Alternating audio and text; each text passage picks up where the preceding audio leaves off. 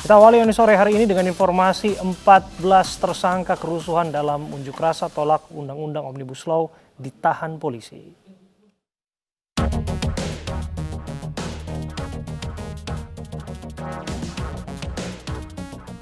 ...87 demonstran Undang-Undang Omnibus Law Cipta Kerja di Jakarta diperiksa polisi. Usai memeriksa para demonstran yang ditahan, 14 diantaranya dinyatakan sebagai tersangka. Polisi masih mendalami peran 14 tersangka dalam demo menolak Undang-Undang Omnibus Law Cipta Kerja yang berakhir dengan kerusuhan. Kalau untuk memukul tidak, Kak. Hanya merusak fasilitas saja. Minibus polisi. Saya terbalikan, Pak. Ya motifnya sih saya termakan hoak dan termakan dengan omongan teman saya sendiri untuk ikut serta demo dan melakukan kekerasan pada saat demo tersebut. Selain 14 pendemo yang ditahan, demonstran lainnya tidak ditahan, namun dikenakan wajib lapor karena beberapa di antaranya masih di bawah umur, serta ancaman hukuman di bawah 5 tahun. Ya, yang kita tetapkan sebagai tersangka setelah kita lakukan pendalaman dan gelar perkara, dari 43 ini 14, jadi ada tadinya 87 sekarang jadi 43 yang jadi tetap sebagai tersangka. Ya. 14 itu sudah kita lakukan penahanan, sisanya karena memang menyangkut masalah ancaman hukumannya yang dibawa dari 5 tahun atau rata-rata di 1 tahun 4 bulan. Ini kita kenakan wajib lapor kepada yang bersangkutan. Dalam demo penolakan Undang-Undang Omnibus Law Cipta Kerja di Jakarta Kamis 8 Oktober 2020, massa membakar fasilitas umum, mulai dari halte Transjakarta hingga pos polisi. Dalam demonstrasi yang diwarnai kerusuhan, para pendemo juga menyerang polisi. Dari Jakarta, tim liputan iNews melaporkan. Dewan Pers mengutuk aksi kekerasan terhadap wartawan oleh oknum aparat keamanan saat meliput unjuk rasa tolak Undang-Undang Cipta Kerja beberapa waktu lalu. Pihak kepolisian diminta memberikan penjelasan resmi atas dugaan kekerasan dan perusakan yang terjadi pada insan media tersebut.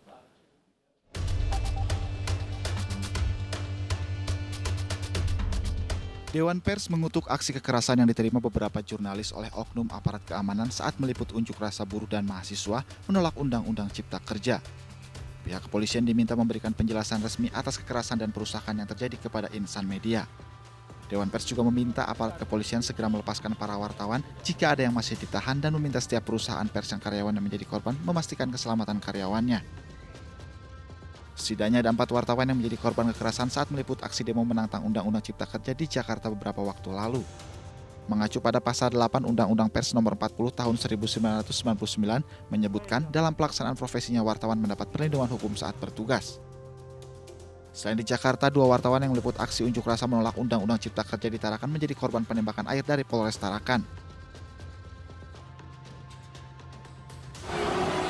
Dari video yang diunggah di media sosial, 2 wartawan terkena tembakan air dari mobil water cannon sehingga terjatuh dari pagar gedung DPRD Tarakan setinggi 2,5 meter.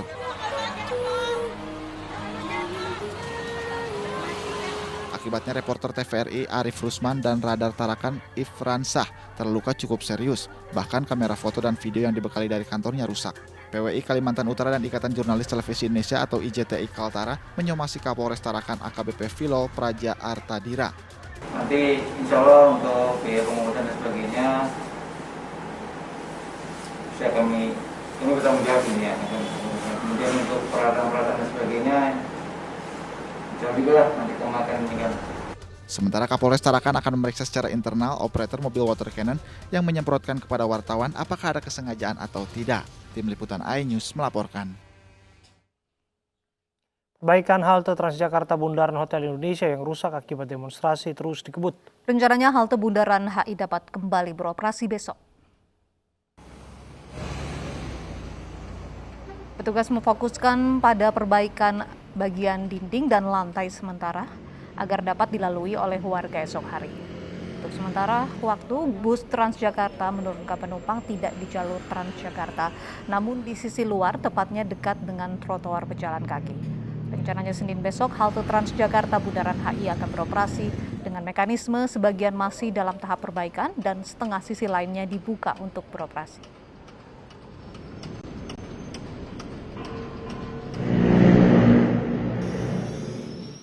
Sementara itu, halte Transjakarta Sawah Besar kondisinya rusak parah. hanya tersisa puing-puing. Pasca halte ini dibakar oleh demonstran. Perbaikan halte mulai dikerjakan. Selama proses perbaikan, warga yang akan naik dan turun bus di halte Transjakarta Sawah Besar akan dialihkan ke halte sebelumnya, yakni halte Mangga Besar dan halte sesudah, yakni halte Monas. Arus lalu lintas sekitar halte sedikit terhambat akibat perbaikan.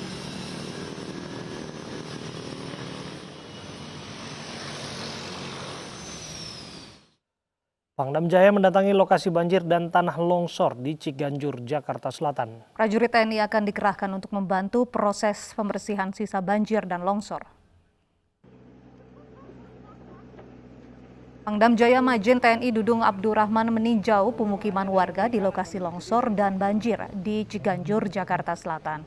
Selain meninjau dan memberikan bantuan kepada warga yang terdampak, Pangdam juga akan mengerahkan personil TNI untuk turun membantu membersihkan sisa banjir dan longsor. Pangdam pun mengingatkan kepada warga yang berada di pengungsian untuk menerapkan protokol kesehatan. Kemudian ada 300 rumah yang terendam banjir karena memang aliran sungainya ketutup oleh longsor sehingga mengalir ke rumah penduduk. Ada 1 orang meninggal dunia, ibu-ibu, kemudian ada 2 orang yang luka-luka dibawa di rumah sakit. Jadi kami datang ke sini dalam rangka melihat kondisi yang real di lapangan, sehingga nanti dari TNI akan membantu semaksimal mungkin untuk proses evakuasi yang mengungsi dan kemudian akan membantu proses percepatan untuk mengatasi tanah longsornya. Karena memang ini harus sesegera mungkin, dikhawatirkan hujan turun nanti berakibat longsor susulan. Ada sekitar 200 lebih ini masyarakat yang mengungsi dari pimpinan TNI Angkatan Darat memberikan bantuan dan Kodam Jaya juga memberikan bantuan personil untuk meringankan beban masyarakat yang ada di Desa Ciganjur ini. Bantuan logistik tadi sudah kita sembako, kemudian menyusul nanti selimut, pampers untuk anak-anak, termasuk untuk yang dewasa yang sakit, termasuk barang-bahan lainnya yang mendukung untuk selama di pengungsian. Kemudian personil nanti akan kami kerahkan 1 SST dari 201 yang nantinya akan membantu. Alat berat dikerahkan untuk membantu perbaikan pasca longsor yang menimbun 5 rumah di Ciganjur, Jagakarsa, Jakarta Selatan. Warga mulai mengevakuasi barang-barang berharga yang masih dapat diselamatkan. Pengerukan tanah sisa longsor tepatnya di RT 4 dan RT 5 Kecamatan Jagakarsa, Ciganjur, Jakarta Selatan dilakukan petugas dengan dibantu alat berat. Warga mulai menyelamatkan barang-barang berharga, dokumen yang tertinggal. Hujan deras yang terjadi Sabtu malam mengakibatkan banjir dan longsor yang menimbun 5 rumah dan 1 orang meninggal dunia akan tertimpa runtuhan bangunan.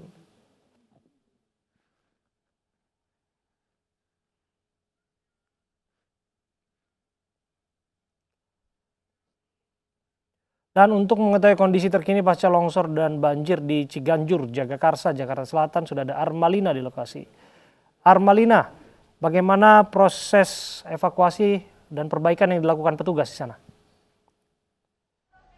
Ya, Abe, Uci, dan juga pemirsa, untuk sampai saat ini proses pengerukan tanah longsor ini masih terus dilakukan di belakang saya, sehingga memang untuk jalan raya yang berada di bawah ini sementara dilakukan tidak diperbolehkan dilewati sama sekali karena dikhawatirkan takut tiba-tiba ada susulan tanah longsor yang akan terjadi. Memang sampai saat ini untuk pengerukan tanah masih terus dilakukan memang untuk dipercepat, karena memang saat kami lihat sampai saat ini untuk di kawasan pemukiman warga ini masih terjadi banjir dikarenakan untuk tanah longsor ini menutupi ke aliran sungai. Akhirnya aliran air sungai ini tumpah ke pemukiman warga.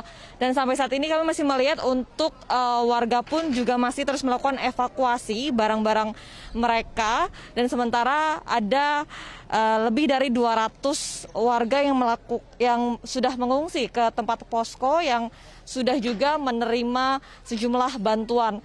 Dan tadi kami juga melihat dari Gubernur DKI Jakarta Anies Baswedan sekitar pukul 4 sore ini tiba di lokasi untuk meninjau secara langsung dalam proses pengerukan tanah longsor yang dilakukan saat ini. Namun saat ini Pak Anies sudah langsung meninggalkan lokasi setelah melihat seberapa parah dari kejadian tanah longsor ini. Memang tadi malam terjadi hujan lebat yang akhirnya menimbulkan tanah longsor dan akhirnya 1 orang meninggal dan 2 orang mengalami luka-luka yang sampai saat ini masih dirawat di rumah sakit. Abi dan juga Uci.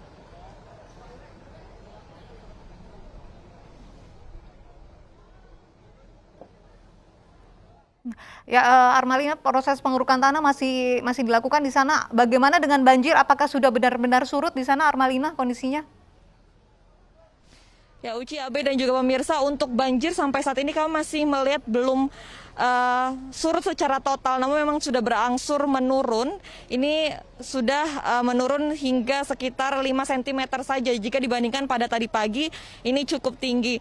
Namun untuk di sekitar pemukiman ini rumah warga masih terjadi banjir dan mereka masih berusaha untuk mengevakuasi sejumlah barang mereka yang terendam banjir untuk dipindahkan ke posko pengungsian. Uci. Ya, terima kasih Armalina, laporan Anda langsung dari Jakarta, Jakarta Selatan.